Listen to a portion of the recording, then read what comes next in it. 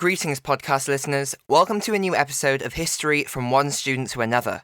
In today's episode about Stalin's Russia, I'll be speaking about Soviet Russia's foreign policy. Shortly after he gained control over the party, Stalin embarked on a period of radicalisation of the Soviet foreign policy that aligned with his hardline domestic policies. To convey a sense of emergency for modernising the Soviet Union, Stalin portrayed the Western powers, with France in particular, as violent nations who were seeking to attack and destroy the Soviet nation. Domestically, Stalin eliminated any forms of opposition to his power, replacing those in positions of power with his friends and allies. With this, Stalin shaped the foreign policy of the Soviet Union. Stalin began to pursue a policy of expansionism.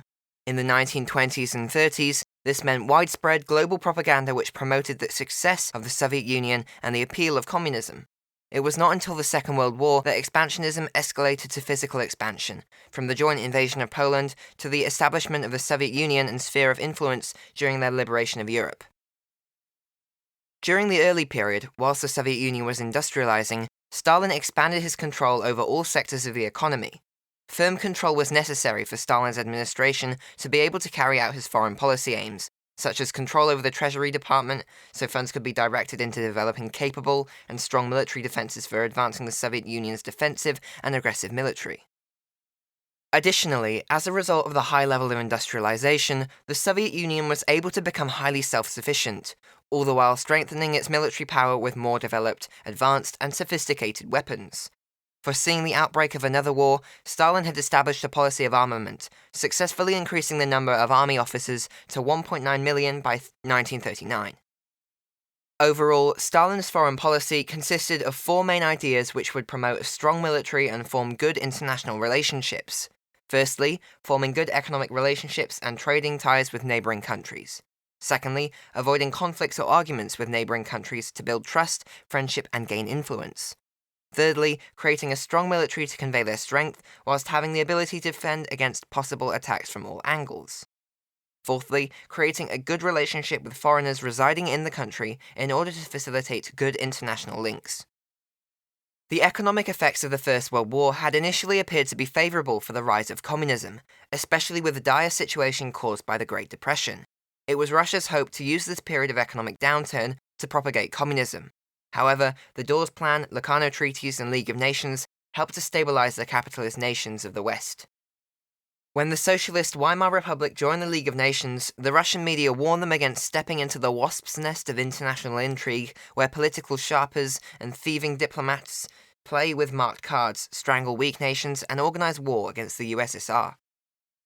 Weimar Germany joining the League of Nations may have seemed to be a stifling factor in the relationship between the Soviet Union and the Weimar Republic, but negotiations led to the Treaty of Berlin being signed in April 1926, with the Weimar Republic committing to neutrality in the event of a conflict between the USSR and another country, or unit, so as to include the League of Nations. The Weimar Republic also provided a 300 million mark credit and accounted for 29% of the USSR's foreign trade in the late 1920s. The main country in which Russia attempted to expand their Soviet communist system was China, where Lenin believed liberation was an essential stage in the victory of socialism.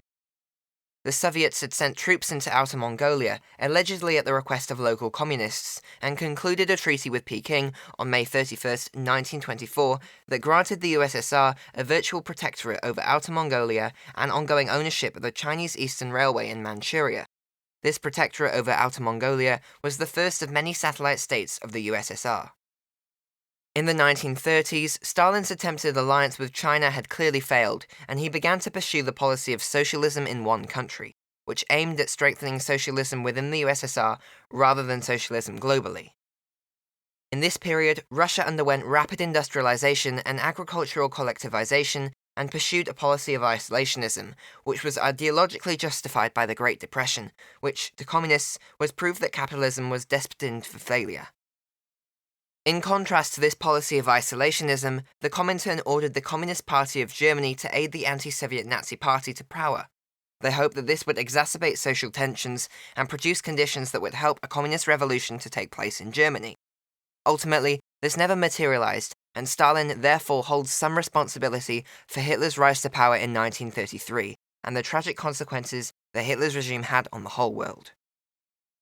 For just a short break from this podcast, I would like to say thank you for your continued support and for listening to this podcast.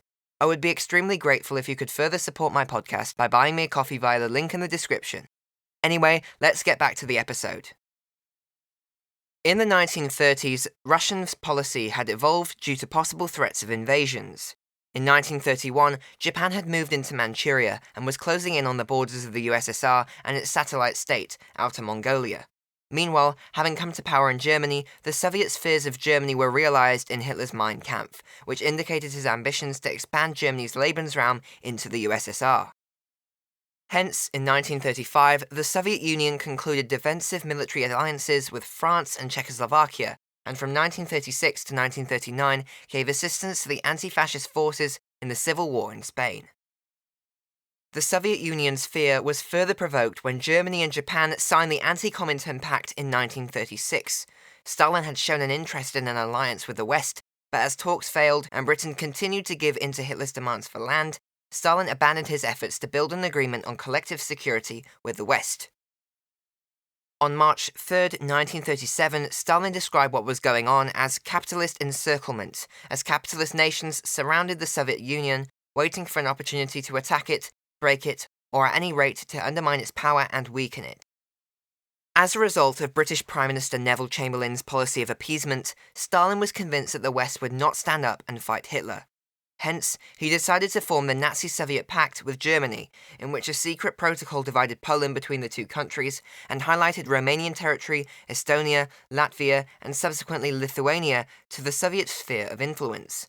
With the threat of an invasion from the east reduced, Hitler began the German invasion of Poland on September 1, 1939.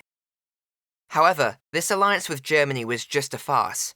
It was simply a way for Stalin to gain time to build up his army and gain some territory in the meantime. It was a similar idea for Hitler. They both knew that they were unable to defeat each other and needed time to build up their respective militaries. It was on the 23rd of June, 1941, when Germany finally invaded Russia in Operation Barbarossa.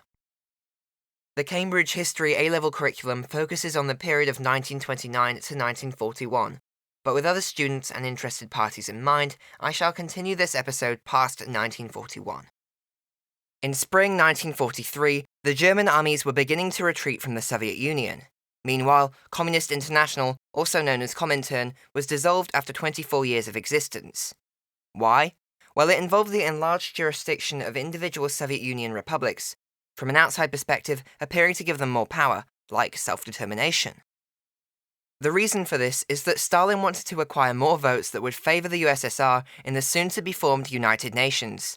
Stalin tried to depict the Soviet Union's 16 Union republics as sovereign states, similar to how the British dominions were to be entitled to one vote each.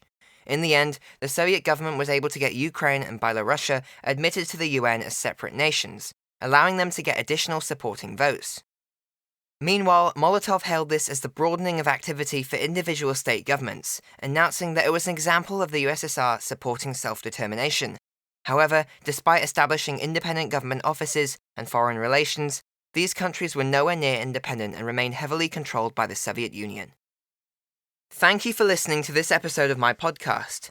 Please click follow or subscribe to be notified when the next episode of History, from one student to another, is released. There are links in the description for you to access additional revision material on my website, provide me with feedback, suggestions and questions, and links to my social media and methods of contacting me.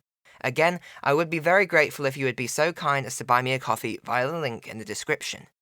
This is the end of the episode. Thank you for listening, and goodbye.